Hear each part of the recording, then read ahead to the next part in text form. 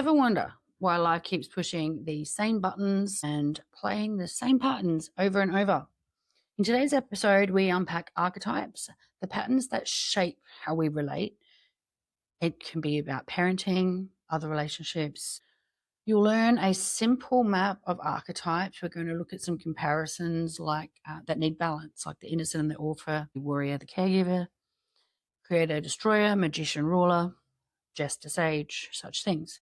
And we're going to look at why they show up as light and shadow and how that knowledge can help you move from reactive survival into choice and purpose. And as usual, this topic has been chosen because it was one of the key things that really, really helped me. And you'll see that in the next episode because we are comparing and contrasting me from 2020 to 2024.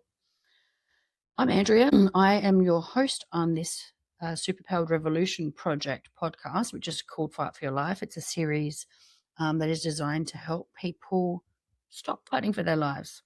So if you want practical, non-fluffy tools to spot old patterns and begin shifting them, you are in the right place. Before we start, though, please like, follow, subscribe so these conversations find the people who need them, and share with friends, share on your Facebook pages, such things, because people that you know might need it as well. So I hope you enjoy this episode. Make sure you leave questions and comments below, and I will see you at the end for some recapping and some actionable steps.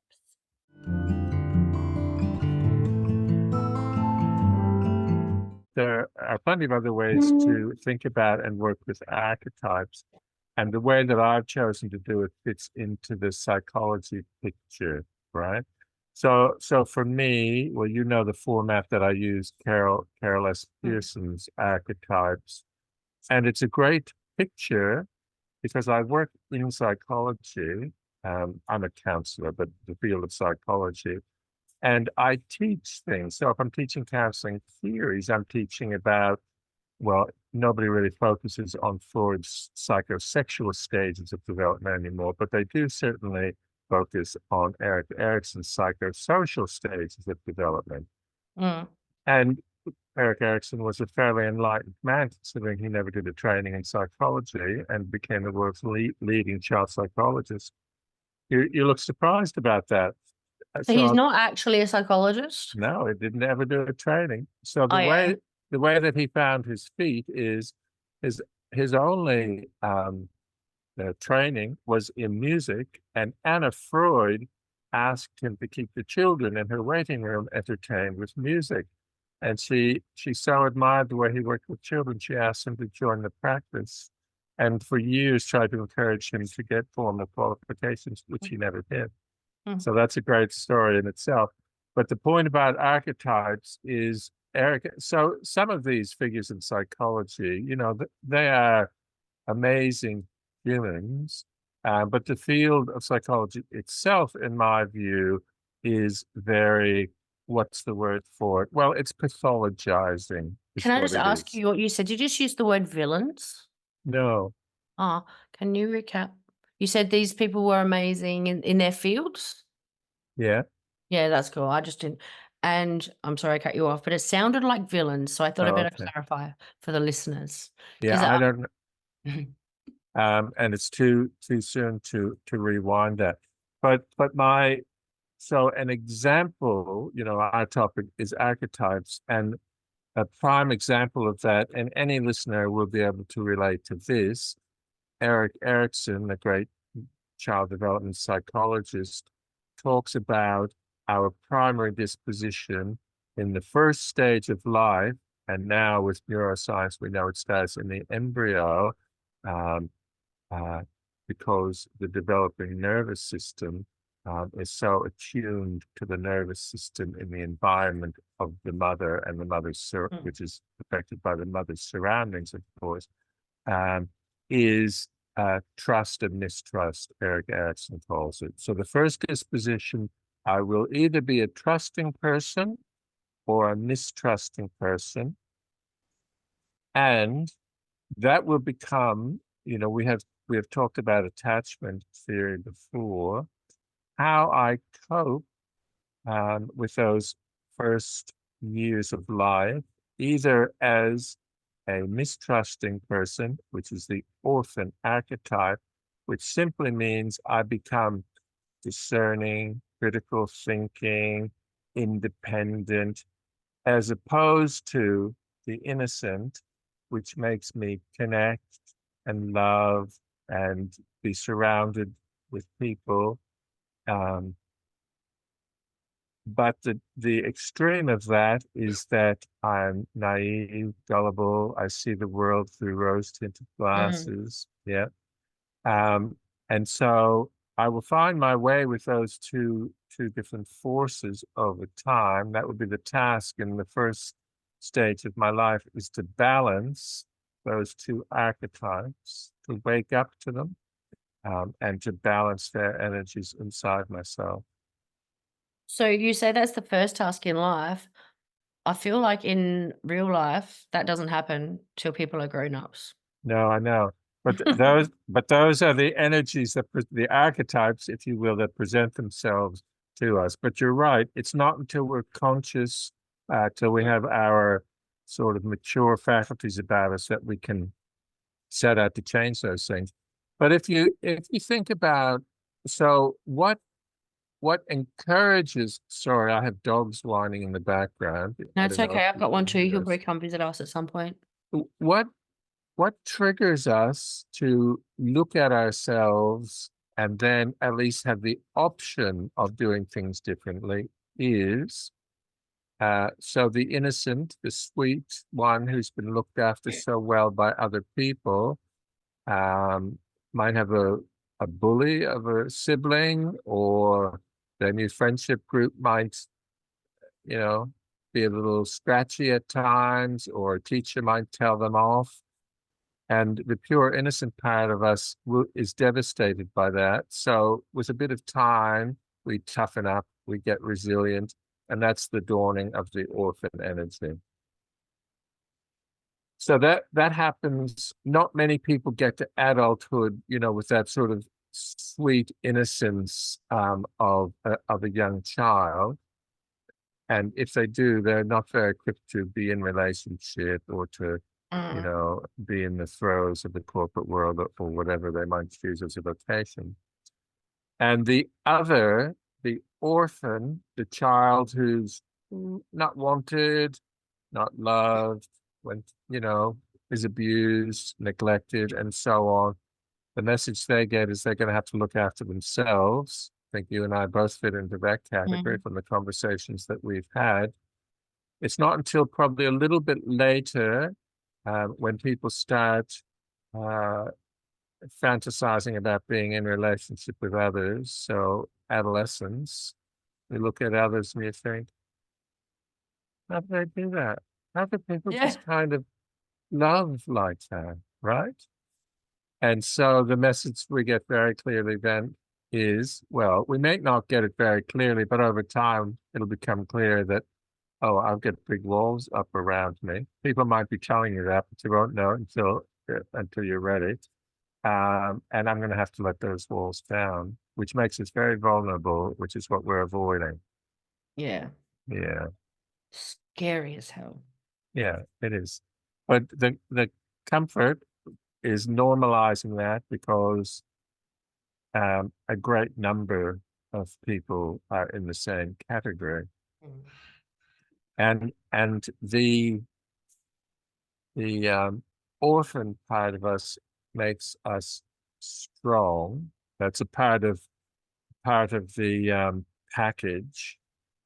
Also impermeable, which is the downside of being too strong, right? Nobody can get through to us. I remember feeling like that when I was younger. Yeah.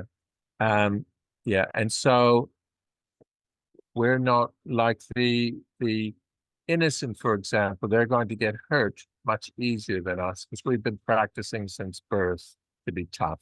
Yeah. But it's also probably more entrenched. The orphan probably gets more entrenched. Can't imagine being like that. Like the innocent. Yeah. Like, I never looked at the world through rose-colored glasses growing up. I've always been watching my back and everyone else's. Yeah. Whereas now, my housemate, he said I was funny the other day. I remember we had the conversation last time about this, and my Jester had gone up.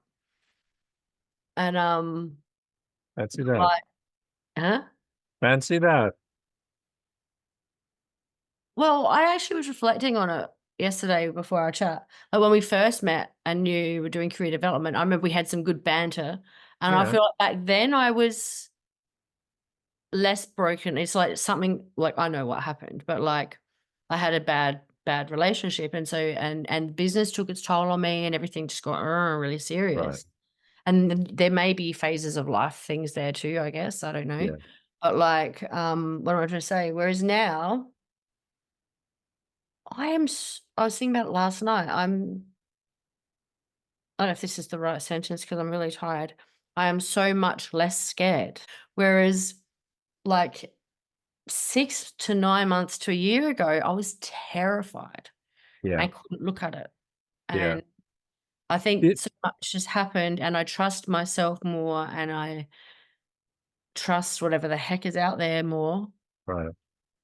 And I'm like, So there's a few things in there, the trust, as you're saying, I think is the innocent, right? Because the innocent is that's the what I was trying to trust say. inside of us. There's more rose now. Yes. Rose tint. I'm like, oh, it might be okay. Yeah. Whereas before I was like, no, what if it's not? Let's mitigate Yeah. just for that, only that. Yeah. Yeah. But you also talk about, and I used to use this for an example when I was explaining the archetypes to people, and I was saying, um, if something happens to you where you need to take action when, when something unjust happens or so on, and say you need to go to court, your warrior is really going to catch fire. So that's what you just described, right? Your warrior's on fire right now. Mm-hmm. Yeah, I'm going to win is the expression you use, and that's the catchphrase for the warrior. Oh, yeah. Yeah, I'm going to win. There's no not winning. Yeah. Like, if you were to talk to my mum, I mean, I didn't have the best childhood and she was wrong a lot, so that didn't help. And even a few years ago, she tried to bring it up. Like, you used to always argue. I'm like, yeah, you used to be wrong a lot. Like, Right. no, you're not going to win. But like, I'm not going to go into a fight unless I'm going to win, firstly. Yeah. Right. Because I'll research the crap out of it. And if there's injustice. Yeah. And I'm not saying it to be, oh, like I'm a good person, but like I often will go, if that's happened to me, it's happened to someone else. Sure, you bet. And I have the nous to put together the case and help other people do the same. And that excites me. Yeah. And I think people should be held accountable. I don't think they should just get away with treating people like shit. I've had enough of it. Yeah. Like, I've had so much of it in my life. Yeah. I'm just like, yeah, you're fucking with the wrong person, guys. I assume you've watched the movie Aaron Brockovich, right? Oh, yeah. That's an Aaron Brockovich story. Yeah. That's interesting because, I mean, I've got this one. Like, anyway, do you have a bit of a list of what you wanted to chat through? Because I've got my thing ready to go. But like going back to archetypes, there's the archetypes themselves, the characters. And then there's the stories that are also archetypal, like the hero's journey. Yeah. And I'm guessing there's like a warrior one.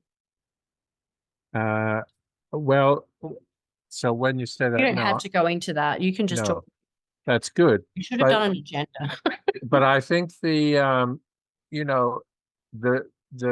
books and movies that capture the imagination of the masses of people are always archetypal stories, right? So if you think of something like Star Wars or The Lord of the Rings, those sorts of things, they're full of archetypes. You think of someone like Strider, who, he's a legitimate king, right? But he's avoiding that early on. And I don't know how I would describe him early on, but he becomes a warrior. He makes a decision that he needs to fight. And then in the end, he takes his rightful place as the king as well. And a lover, actually. There's a few archetypes tied up with him. But, I think he's one of the well, probably the central character, other than the hobbits. Well, no, they're all over the place there, aren't they? Gandalf is the magician who can transform things. It's such a craft.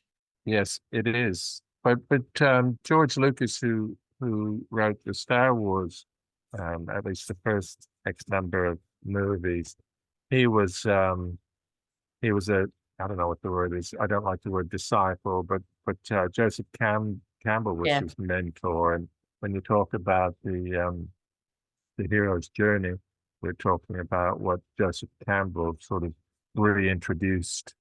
When I bought this book, I thought it was Joseph Campbell's because I just bought it, but it wasn't. But I think this guy learned from Joseph Campbell as well. I'm just seeing who wrote the introduction. It's called it's always dumb. When we show books on here, it's the dumbest thing. I've seen it played back, but I'm doing it anyway. Right. I'll reference it in the show notes, guys. Stop moving it. Yeah, What's it okay. called? So I was Oh, the writers' writers. journey. But what it is, so it's mythic structure for writers, Right. and it's got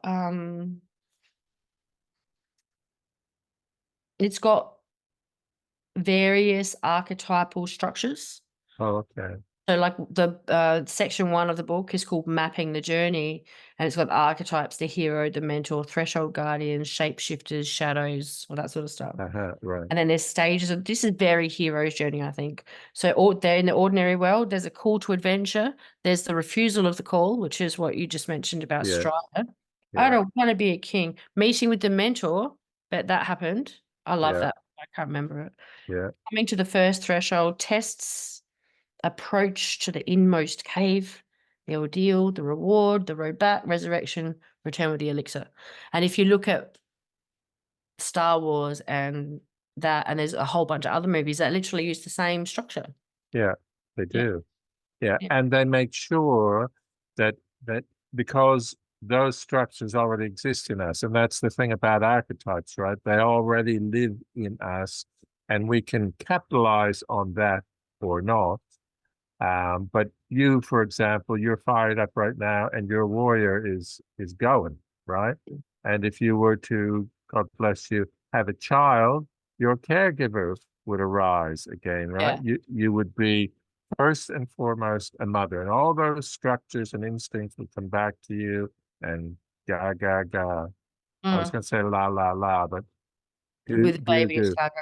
Well, that's what happened when I was a stepmom. I got a little 1-year-old. Right. And then me and her were just like that. We were at the hip. Yeah. And so back to, so what I wanted to do was not to go down new rabbit holes, but make more of a general introduction to archetypes. And I think what's important to understand, at least in the Carol Pearson framework, is the developmental nature of archetypes. Yeah. And so we've already talked about the innocent and the orphan. And the next pair, which again I think we can all relate to, are the warrior and the caregiver. And that's the emergence of our masculine and feminine natures, right? As little children, we don't really distinguish between boys and girls unless someone drums it into us. Mm-hmm. But there's a certain point at which one or the other of those archetypal energies will prevail, the feminine or the masculine. And the funny you should say about, the conversation we just had about balancing the innocent and the orphan, because I think society used to create structures where we had to be one or the other of the warrior or the caregiver, and it was based on gender, of course.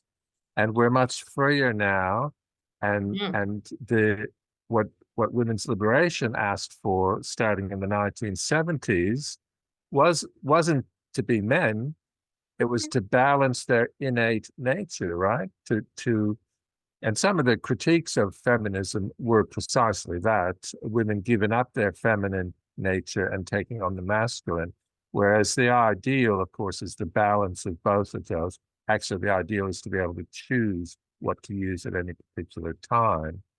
But men, so again, I shouldn't genderize, but in someone whose masculine forces predominate, their structure is more rigid than the feminine structure, because the feminine structure is fluid, malleable, soft by nature, and the masculine structure is structured and rigid and, warrior-like and much slower to change. And it's only now that men are getting what it means to be whole, right? It doesn't mean you're a pansy or whatever word they might use, right? To balance our masculine and feminine natures. I think it's very exciting.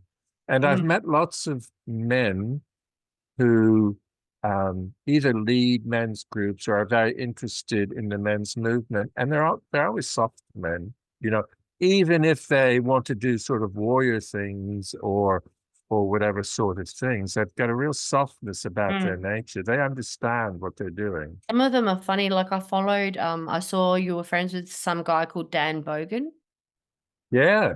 Yeah, and I'm a stalker, and so it comes up, but not really. It just comes up as a friend suggestion. Yeah.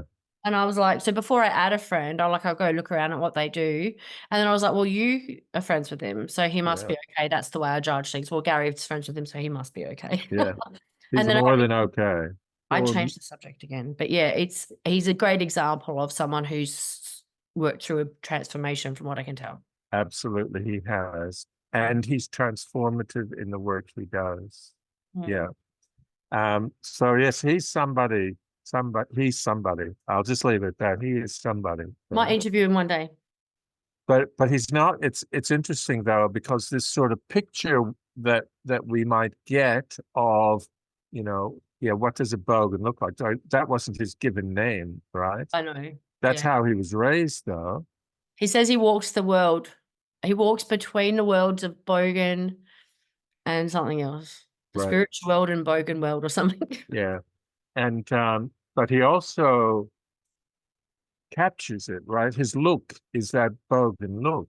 And it's easy for people to look at him and feel scared, right?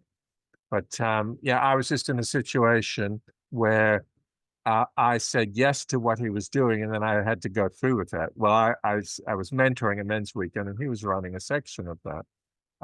And it was pretty transformative stuff. Something to hear. Yeah. Anyway, so yes. Back to you. What? I said back to you. Do you want me to put the picture up at all? I've got my thing up. If you want to refer to them. Not really. So you can edit some of that in next time if you like. Cool. Yeah.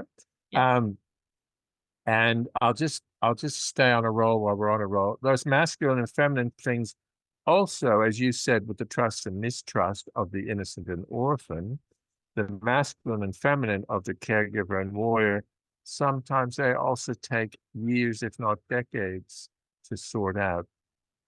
And that's because they're so culturally driven.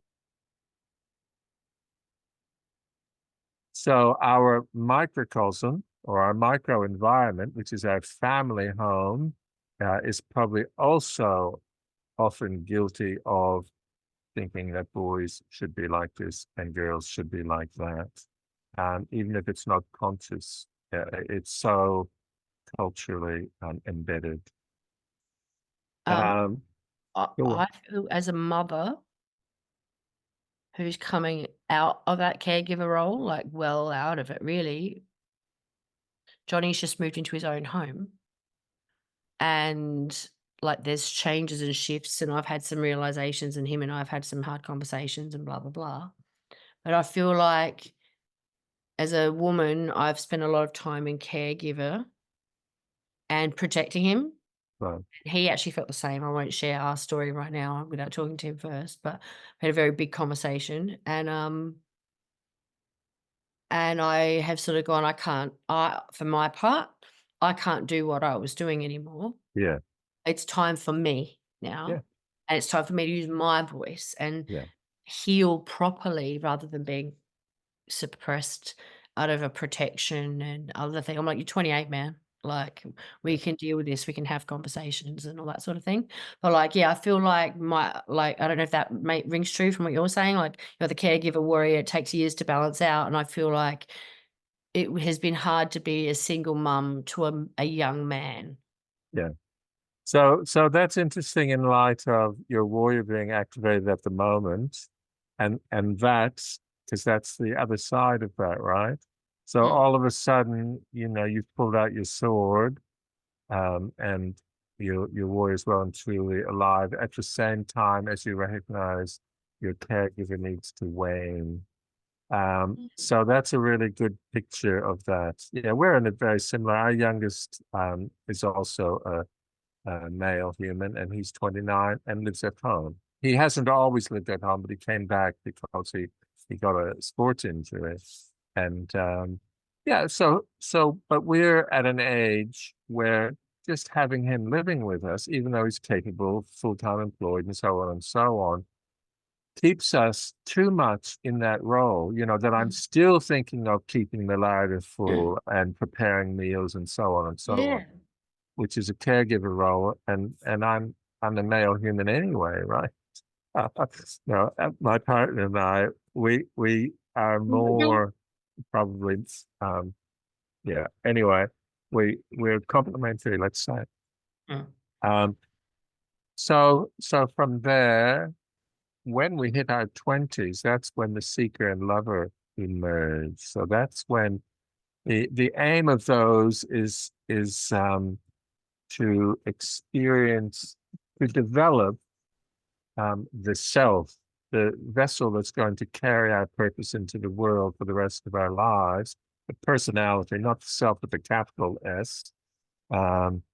And the seeker does that through stepping out into the world to see how all the different possibilities, how to live, trying on different jobs and different cultures and just different ways of being.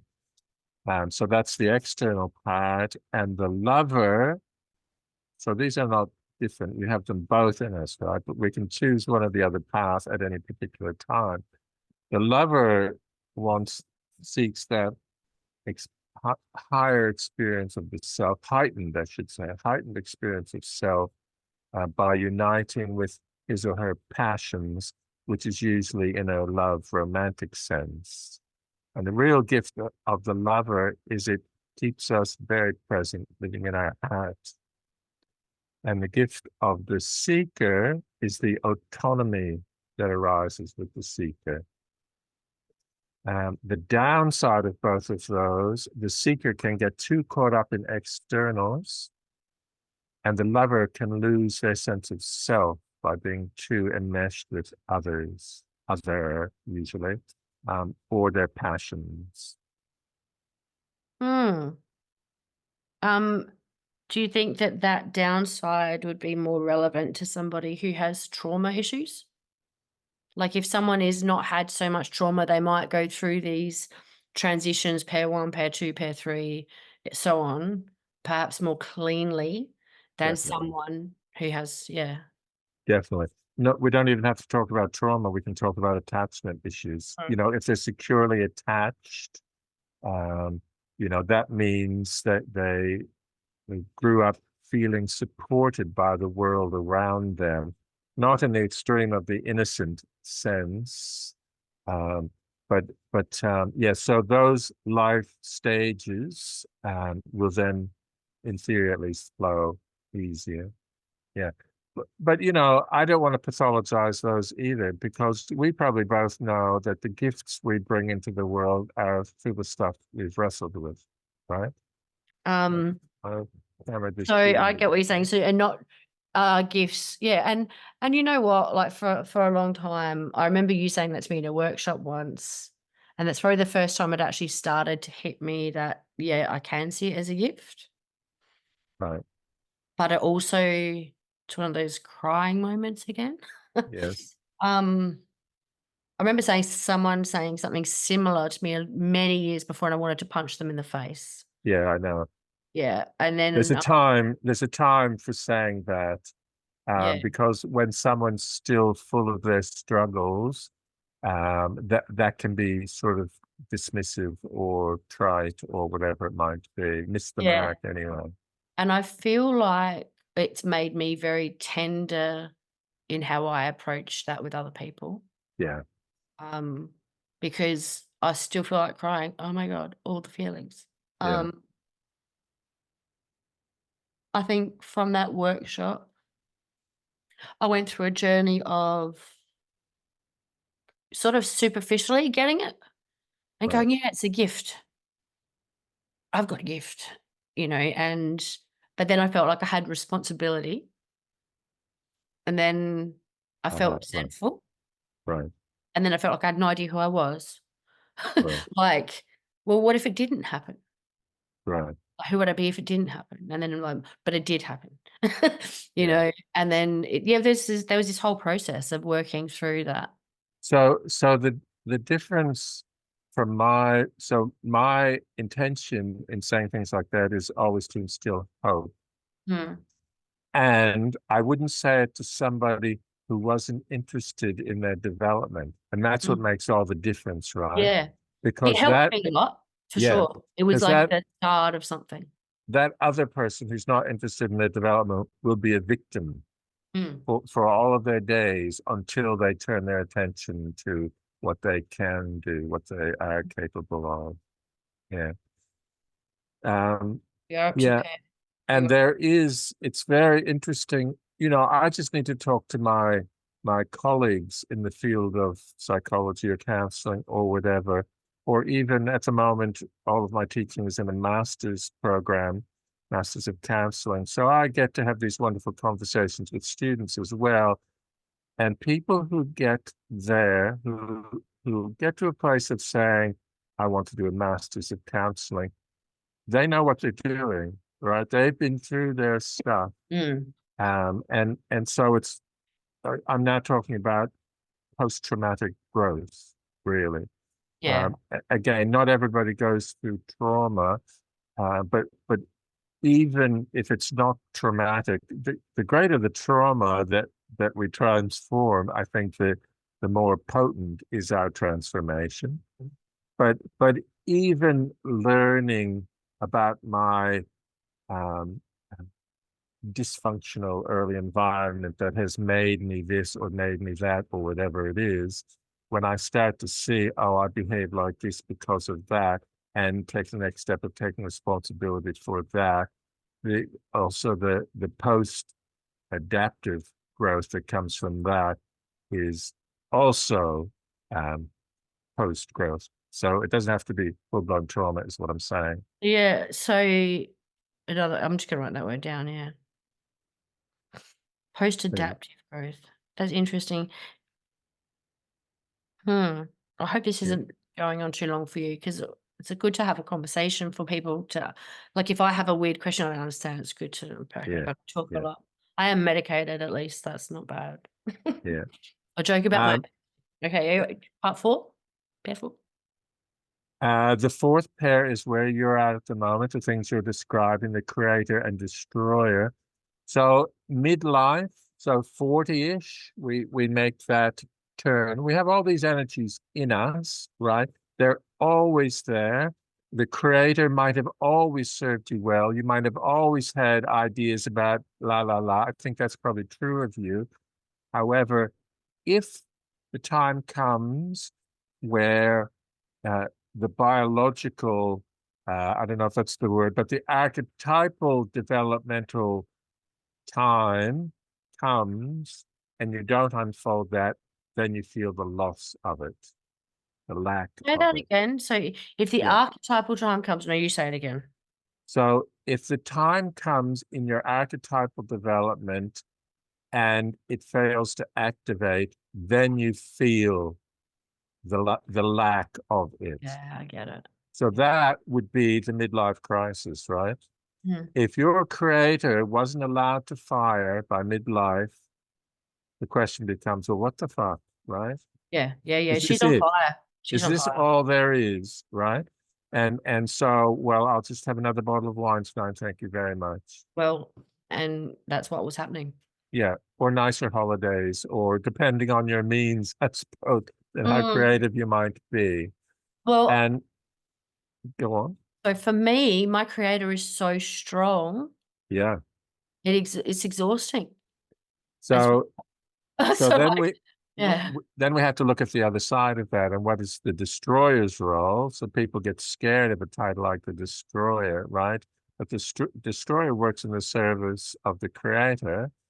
And as I said before, it helps us to recognize the limitations that we have put in place or the baggage we have, whether it's structures or ideas or just too much stuff, right? Or maybe a commitment to work that doesn't serve us anymore, whatever that might be. So the destroyer's job is to recognize what's not working and to let it go, because that energy needs to go into the service of the creator to make space for the new things to unfold, because your destiny, it comes through the creator. Oh, writing that down. That's Yeah. been my last year. I just Yeah. burned everything up. Everything. That's good. I ended up with hardly any stuff. Like, yeah. Yeah. No business, no house, Yeah. and then landed perfectly Yeah. with support from whatever is out there. Elegant simplicity is the sort of, you know, really a really good motto ongoingly from Midlife. Carl Jung says that the whole second half of life should be devoted to the inner world. That we need to establish ourselves in the world first, wrestle with the things of the world. So external for the first half of the life, and then internal for the second half. Hmm. Yeah, so enjoy that ride, accept the work of the destroyer. That's probably even why you're analyzing your caregiver with Johnny, right? Because it's a thing you carry that doesn't serve you going into the future now. It's actually goddamn feelings. Really hard. Like I won't go into it at all, but it's like I'm in a moment of needing to choose me above him. Yeah. Yeah, And interesting. I'm like, that's weird. Yeah. So the caregiver would choose him first, right? The caregiver, we can get lost with the caregiver because we put other people's needs before our own. And if the caregiver is really strong, we project onto the warrior selfishness, right? That's all we can see in the warrior. Yeah, you just bloody well want to go get your own stuff, because we forget in the archetypal scheme of things, the warrior is always in the service of the king. And so I like to picture the king as our integrated self, and the warrior is serving our whole self. And that's what you're going through right now. The warrior is enabling you to step up. It's like the only way for me to fulfill my purpose. And I believe that. Like, there's some people talking about like putting purpose can be pressure for a lot of people. Yeah. But like, I actually feel like I've seen really clearly what I need to do. Yeah. And the only way to do it is to do it. Yeah. And So, and I would say that when people see it as heavy, or whatever word you use, pressure, that's externally driven then. I think if it's internally driven, like you're talking about, it's the creator at work, and it's life-giving. It's energizing. Yeah. It's exciting. I can't bear not to do it. Yeah. Like, That's right. I'm really, really energized by Yeah. it. Yeah. That's And willing to turn away other stuff. Like, that's why it's such a relief to have someone living with me for a few months to take a bit of pressure off financially. Yeah. So that I can actually sink into this part of myself. Yeah. So can I point out that you and I have had, you've done profiles, updated profiles, and you're ready to hear this now. So you're sitting there, moved to tears because you're ready to hear this now. So since we've done our work in the past, you've turned this corner towards the creator destroyer energy. So that's very exciting. I just did, as I told you earlier, I've just, dismantled my website. And just before I did that, I got an email from a young man saying, booking an archetype profile. So that's when I get them to do the archetype, the PMAI. the PMAI. and then I write them a report, give them some information, and then we have an interview to debrief that. Well, just before the time lapsed for my interview for my website, I got this email from him. So he wanted a profile. So I said, well, I thought to myself, well, you got him just in time. So there's obviously a reason for that. And then within a day, he sent me another one. He said, and can I have one for my girlfriend? Can my girlfriend get one too? And so I just debriefed with her the other day, 2 days ago here. And the things that it's a different lens. She's a therapist, right? So she gets this pretty easily, but I think everybody gets it pretty easily when they've got their numbers to look at, from having done the PMAI themselves. And it just, for her, it just took her to a different level of understanding herself and where she's at. She's at a different stage from you. But she sees exactly where she's at. So, again, that's why I learned this 25 years ago when I did my own, when I did my master's in counseling. This was that profile was a part of our studies. It was a fairly enlightened tertiary I'm course. definitely going to get the book and have a read of it. Yeah. I enjoy working with archetypes in different capacities. Yeah. Yeah. And as you said, there's lots, well, everything's an archetype really in pure Jungian talk. Well, it's interesting because in my routine making with these women, because I'm making dance routines with them, I haven't made any for a while, and then I had to sort of get back into my creative process, and then I was like, oh yeah, I use archetypes to help me with this. Right. And so I listen to the song, and then I go through this Carolyn Miss deck. Mace, I think people say. Mace. Yeah. Yeah. And It's Dutch. It's what? I pull out the cards that relate to the song for me. Oh. And then there's the little book that explains it. And then I've got my other books that I can go a bit deeper and look at the light and the shadow. And then it gives me a story. I can see the story, and then I can see the moves, and I can see the routine. And it's like blank canvas until I actually go through that process and give the characters body and light and shadow and stuff. Yeah. And then I go through that with the students and say, oh, this is what I've come up with. What do you see? They were so amazed, like, oh, wow. Right. But then another lady, she's actually studied performing arts at uni. And she was like, oh, which archetype theory did you use? And I'm like, what are you talking about? And I showed her, she's like, oh, well, was it this one or this one? And I'm like, that's a whole other world that neither of us probably know about. Right. Like, so in drama school, they don't use her, they don't use that, and they don't do what you do. So these other authors have written it for dance and creativity in a totally different way. Yeah. I thought that was interesting, and they're just everywhere. Anyway, did you want to talk about pair 5? How many more have we got? Well, the next two are the just briefly, the magician and ruler. And so now these last two pairs, or the last 4 of the 12 archetypes, that's the return journey now. So again, when we think of the hero's journey, there's the preparation, the journey stage, and then the return. So the same with these developmental stages. We're talking about the return journey now. And the difference that makes is that in assimilating these energies into ourselves, there's a benefit for the world around us in doing this. So the magician and the ruler, they both want to bring order to the world.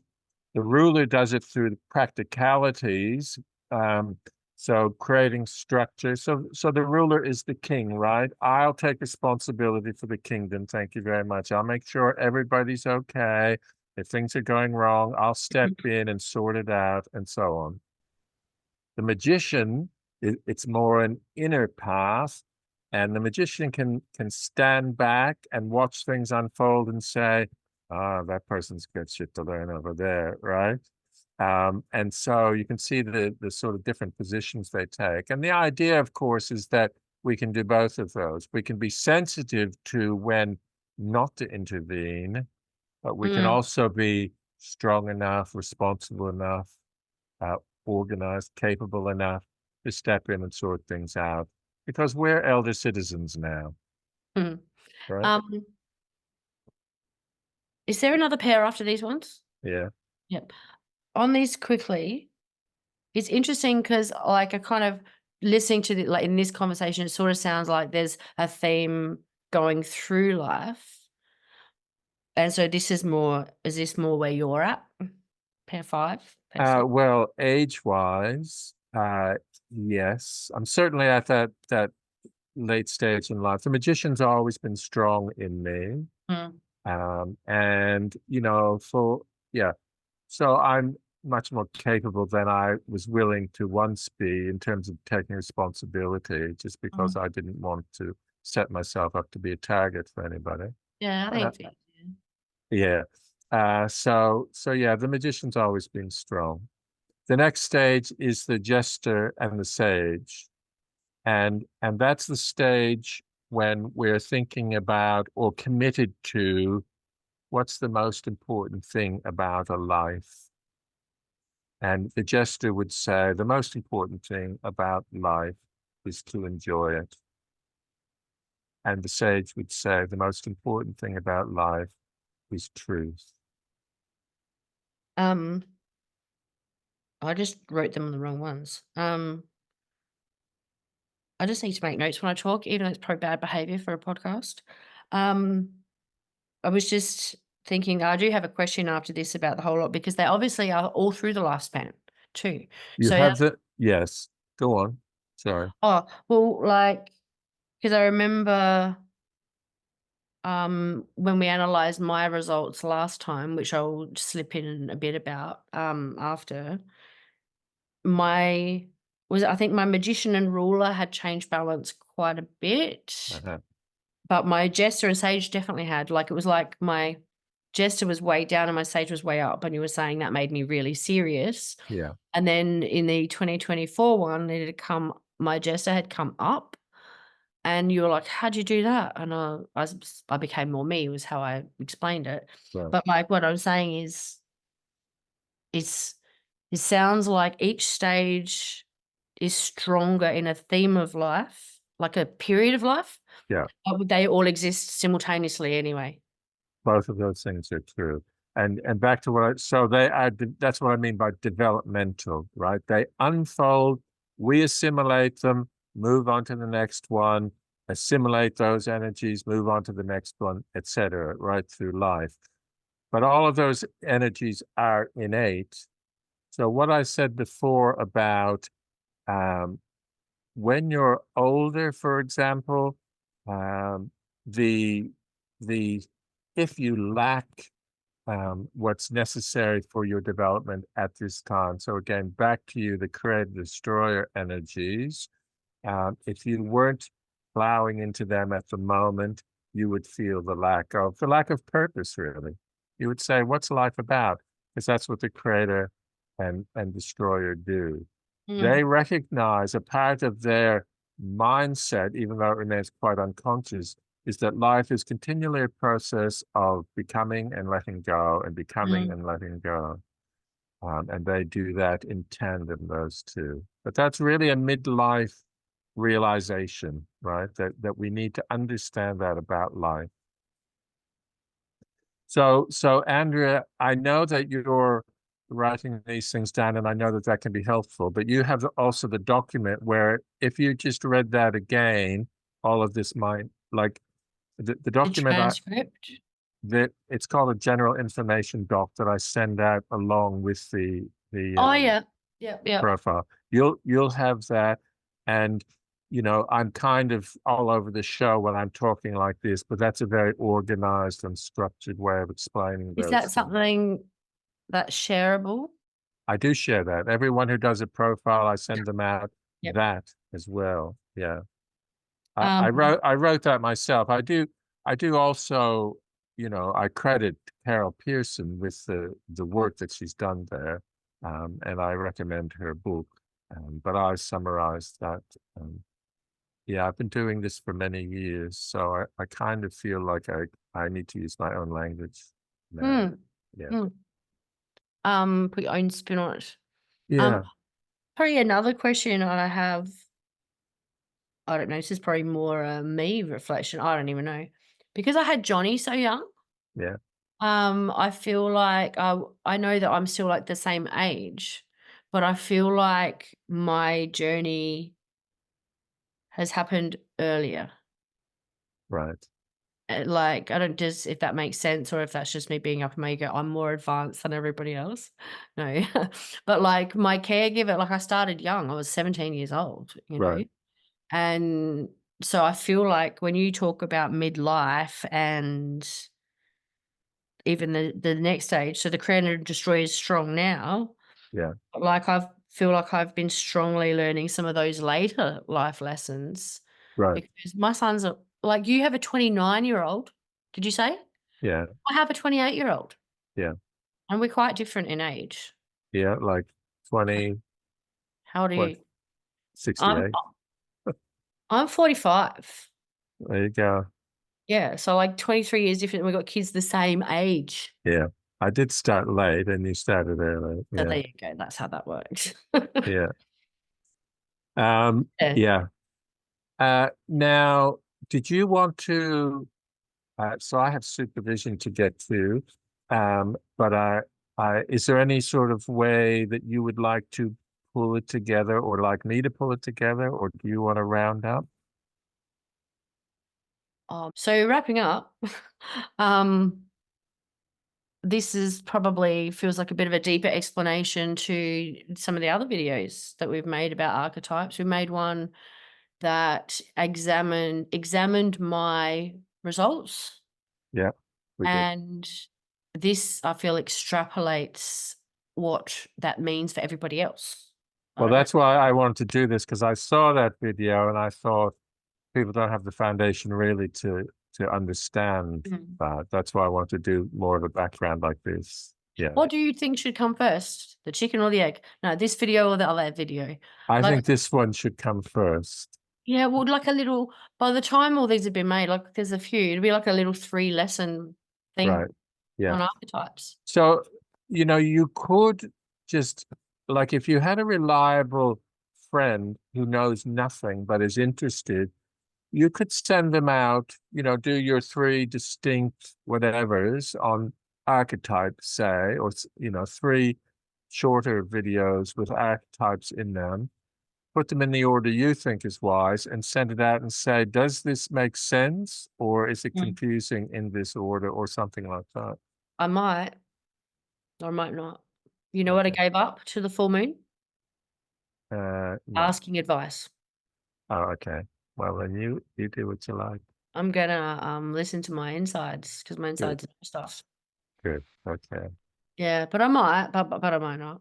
Yeah. Because the other thing is letting go of perfectionism. Yes. You know, like this is a learning journey, and what's happened is we've made all these videos, and none of them are out there Yeah. because That's the I, double thinking or yeah. Is it good overthinking. enough? Yeah. Yeah, is it good enough? Is the intro good enough? Will it be attractive? Will people click on it? Does it make sense? And like it has to make sense, and there has to be, you know. And I don't even care. This bit could end up in the video because Yeah. this is the journey of Yeah. Sure. making something that people like, and then if people watch, they'll be like, actually, yeah, we thought this was helpful. We thought that was helpful. Like it's Yeah. a collective. Someone called it the IKEA effect, where people help you build the thing. So like Right. we can do this, and then people can ask questions, and we'll figure out the Yes. next steps. I think that's a really good, we talked about that really early on, people asking questions and Yeah. responding to that. That's a really good approach to take, I think, because then you're being, well, it's not that either of us think we're being irrelevant, but you're being specific about something that has a reason from the call. And I think it's interesting, like with archetypes. I'll shut up because I need to go in a sec. And you were saying that they're not taught in universities anymore. And Jungian stuff's not taught anymore. Oh, Yes. yeah, I just think there's so much benefit to them. Yes. And Yeah. and I'll be making a separate video as part of this little series explaining these books because these are the ones that helped me. to begin with, which is very different to your work. It's KT Alpham's Who Am I and Who Are They, which is case Uh-huh. studies. It's Right. very interesting. Yeah. And so in these, she's got these little 1.5 pages on what the light looks like and what the shadow looks like. Right. And for me, that was the pathway going. It gave me the language and the permission and the information to go, I'm in the shadow, Right. you know, but there was hope because it's almost like it's not a map as such, but you can see that the light's right there. It's just another Right. path. Yes. And I was like, oh, I don't have to stay there. I can go here. Yeah. And there was a picture of what that looked like. And I thought that was really helpful. Yeah. So that'll be my next video on this. So thank you. Thank you for coming, everybody. No, that's not weird. Let me try again. I'm going to cut that out. Oh, that was good. I don't know what to say. I'm so tired. Thank you for coming, everyone. Thanks for watching. Bye. Bye. Thank you for listening. Doing a quick recap. Today we looked at archetypes as a practical map for understanding the patterns that run us, from the innocent and the orphan, which are two sides of the same coin, I guess, which is about early trust and mistrust, through to other archetypes like the creator, destroyer, and you'll see more about that in the next one. We explained archetypes as energies with both a light and a shadow, and Kia's noticing them, not judging. So I'm going to give you a couple of actionable things that you can start to practice this with. This is a really step one because today's episode was an introduction. And in episode 9, I'm going to be diving into my own journey through archetypes, and you will start to see how these can be applied more and how you might explore them more deeply. So you can do self-observing. You could set a timer and do it for 5 minutes. I can almost guarantee that your mind will quiet down if you do that. What we need to get really good at is noticing when we're up in our head or when we're being reactive and we're not coming from that place of integrity and true self that we would really like to come from. So like if you're over planning, if you're imagining a conversation from 5 different angles, you can notice that and you can just say, I notice I'm doing that over planning thing, that over imaginary conversation thing. So just name it. I'm overthinking. I'm being really self-protective. I'm worrying. I'm planning. So that's it. That's it. Notice that you're doing that.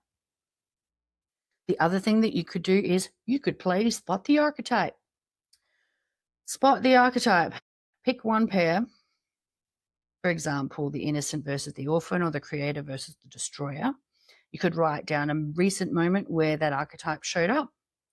And what did its light look like, or what did its shadow look like, or how do both look like within you, if you can recognize that in yourself.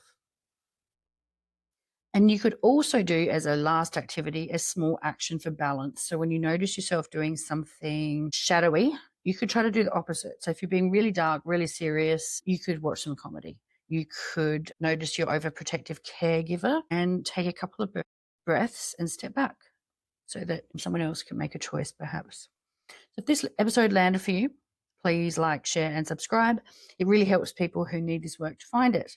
In the next episode, I'll be sharing my personal archetype story and what shifted between 2020 and 2024. And I touch on some of the practices that actually move the needle. And you'll see that I had quite a drastic, maybe that's the word, change. And Garry actually did the original 2020 with me and then the 2024, and he's live comparing them, which is super fun. I'm just going to touch on one last thing before you go. You might notice that I'm quite different from the videos that you've been watching. It's 2025. It is the end of 2025. And between the years 2022 to 2024, I was quite sick. And 2025 has been a year of recovery. And sometimes when I when I go through these videos and edit them and things like that, sometimes I feel a little bit embarrassed, like I shouldn't have shared them, or, some days I'm triggered. I was really sick at the start of them. I actually had a kidney infection for 3 years, but I actually made the choice to leave them up because me doing these intros and outros later when I'm well actually shows you, oh, wow, she was really struggling and she was sick. And it's the personal work that I've done daily. It's the habit building. And I've been a fitness instructor, personal trainer, coach of lots of kinds, and I've helped literally well over 1,000 people, probably close to 2,000 people in my career. I'm almost 50. and I know what to do. And what's really frustrating when I'm sick is I just really, really struggle. So 2025 has been a real nurturing, crawling my way back really gently and lying on the floor sometimes kind of year. So I hope that you take that as some sort of encouragement that if you're struggling, you too can be okay at some point soon and doing a lot better. Anyway, hope you enjoyed. And again, leave any comments or questions. Thank you. Bye.